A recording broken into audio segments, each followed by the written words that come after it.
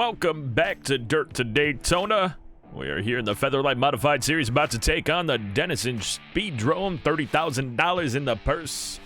Let's get out there, do some practice. You know the drill. A little bit of qualifying, a little bit of racing. No upgrades to the car. Season 2, bit of a disappointment so far. All right, well, we were better than everybody but the 12s there. Like, we got to 12.9, but it was after a few laps and warm tires. I don't think we have warm tires this time, but we'll see what happens.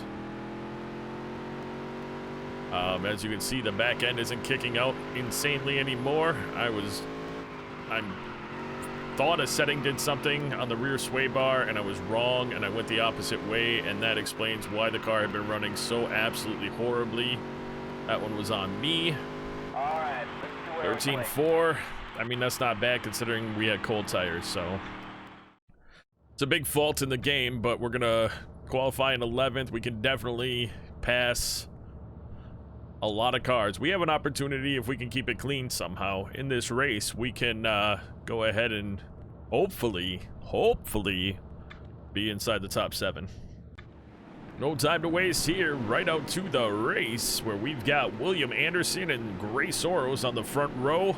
We've got Mark Kanazawa and Mike Hemiseth on the second row. Third row comes in at John Bundy and Joel York. Fourth row features Jason Sullivan and Francis Lee. Fifth row has Daniel Casper and John Justin. Casper is the one with the Sarah Comedy Club. And then we are on the 6th row on the inside next to Shields. It's set. The race is going green. There's the green flag.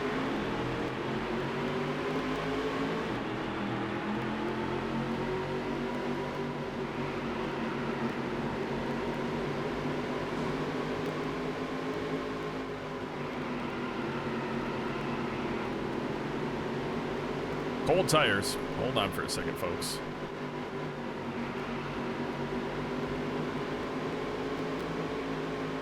Okay, well, that was not at all intentional, and that's going to wreck some cars in the field there. Sorry for it, folks. Sorry for it. Really am.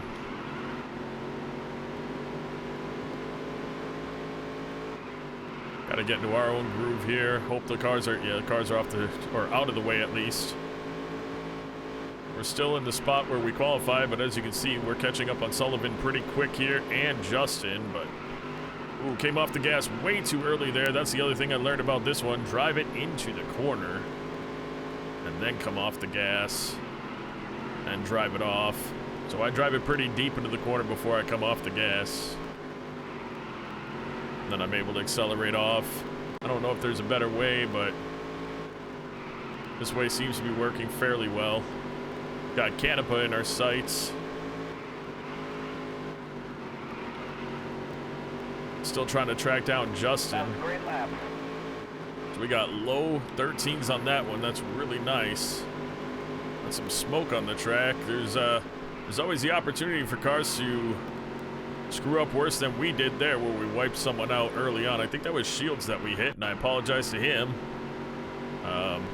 Just so much going on in the beginning of the race, and of course with the arcade style that well, I don't know if it's meant to be arcade style because you can do so much with the setups, but obviously there's so much going on, you don't have a ton of control over the car until the tires heat up.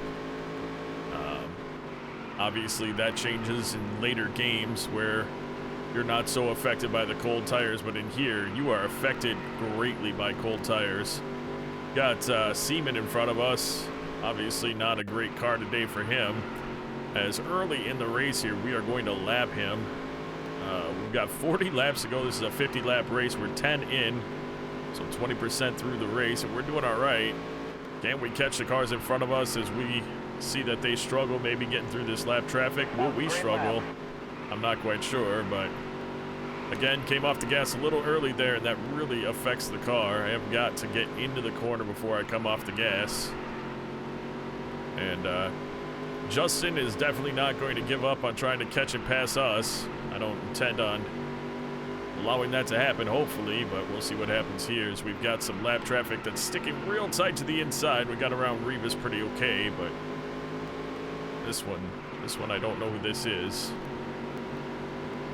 See what I can do, maybe get around the outside pretty well and then cut in.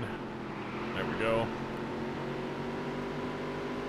And maybe, just maybe, we'll get lucky and Justin. Whoa, some smoke here. Maybe just Justin, I was going to say, will get caught up behind the lap traffic, but again, you can't come off the gas. It's really weird. I'm so used to slow down before you get into a corner, but this track, you genuinely have to be into the corner before you come off the gas. And then you hold it, and then you're able to gas out. Pretty interesting. Sullivan has caught Justin. The realization there is that they're being held up by lap traffic. Awesome for us. Hopefully we can get around this lapper pretty quick. Those guys side by side doing what they're doing may be a problem for them. We almost had a big wipeout there. 33 laps to go. Let me go ahead and quiet down for a minute and try to concentrate getting around some of this lap traffic here.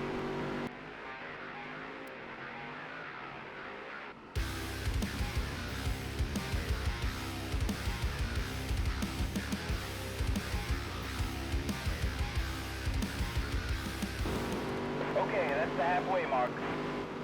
25 laps down.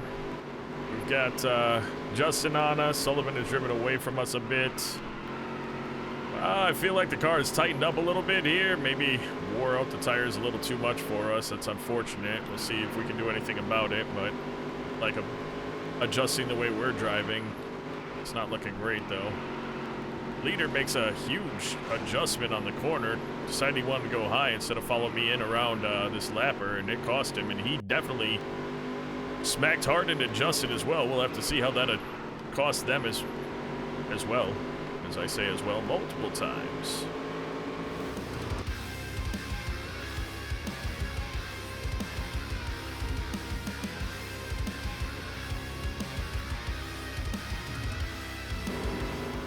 I think Danny Seaman is about to be down 3 laps from us. They're probably down 4. Yeah, they're down 4 laps overall in this race. That's pretty rough. Because we're down a lap already. We're putting down really good laps. I feel a lot better knowing that I had screwed up how I was putting the rear end together on these cars, and that's why it was not able to take the corners. That's going to change the way I drive places like Elk River, which we drove in the last race, and I feel like we could have done a lot better if the car was set up this way. So unfortunately, Sullivan and Justin both kind of got that speed burst that we talk about and drove away from us. I hate that so much, but as it stands, you know, we just have to do what we can with the car we got, and maybe we shouldn't have taken such a high sponsorship goal, but you want the most challenging one, even though I'm on the most challenging level of the game.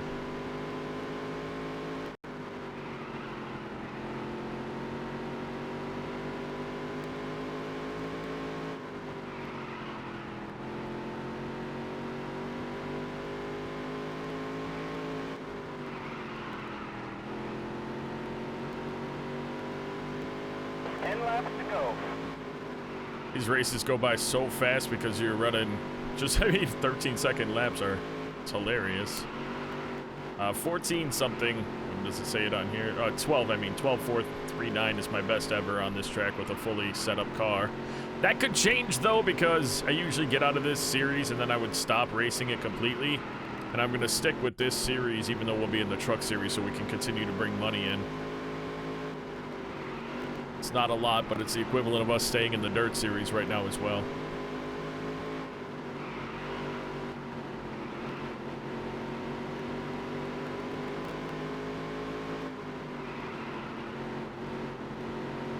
You know, we haven't really gotten a lot of,